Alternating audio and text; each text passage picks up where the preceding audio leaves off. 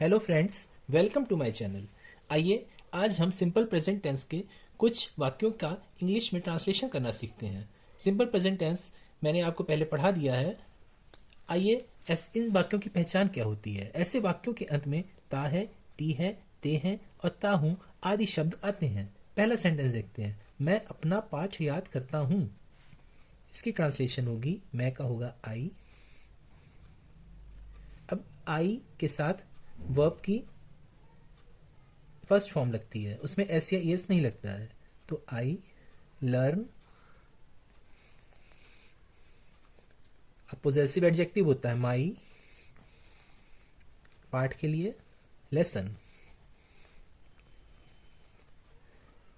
मैं अपना पाठ याद करता हूं, I learn my lesson, full stop. तुम एक पत्र लिखते हो, तुम के लिए यू, वर्ब की फर्स्ट फॉर्म राइट होगी लिखने के लिए। एक के लिए अ, पत्र के लिए letter, you write a letter.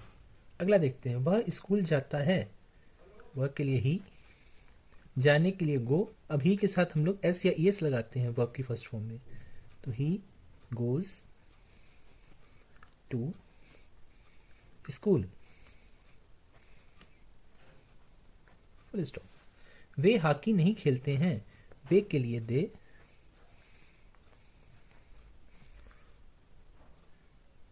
अब नहीं है तो नकारात्मक वाक्य है हमारा, तो दे के साथ डू नॉट का प्रयोग होता है।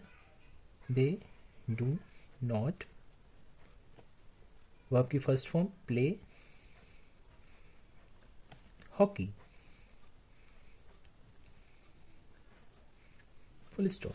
They do not play hockey.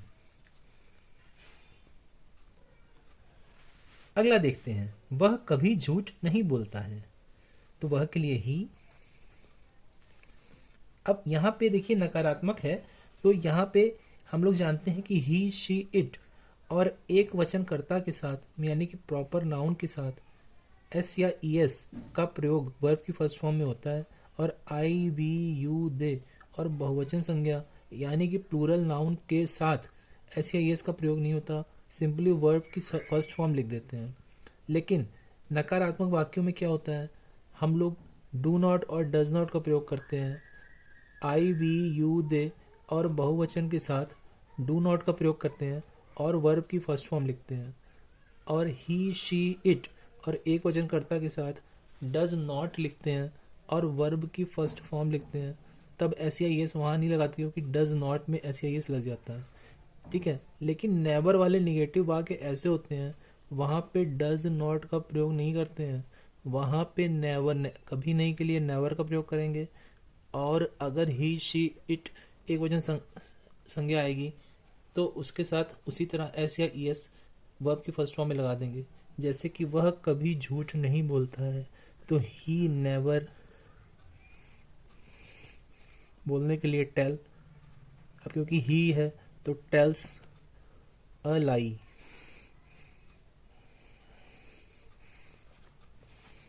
तो ही नेवर टेल्स अ लाई।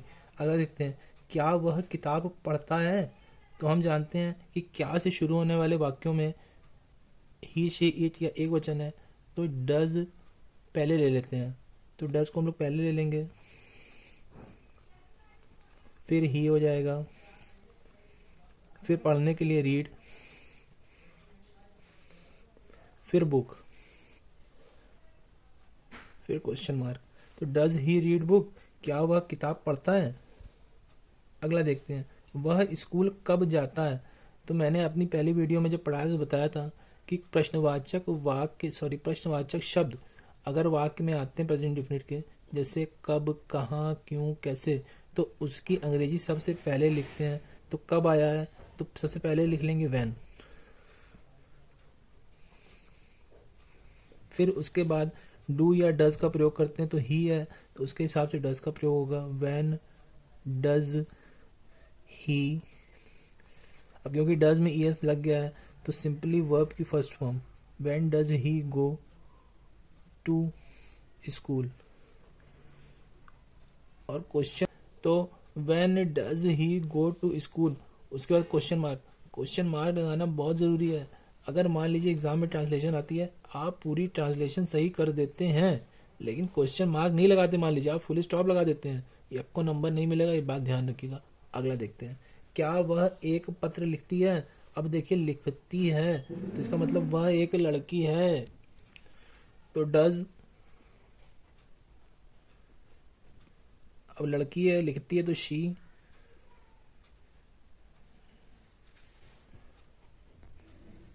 क्योंकि नॉट का प्रयोग हुआ है तो नॉट का प्रयोग करता के तुरंत बात करते हैं। डज शी नॉट लिखने के लिए राइट,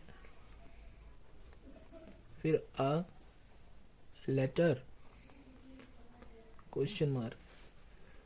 अगर वीडियो अच्छी लगी हो तो वीडियो को लाइक शेयर सब्सक्राइब करें। ऐसी और वीडियोस के लिए तैयार रहें।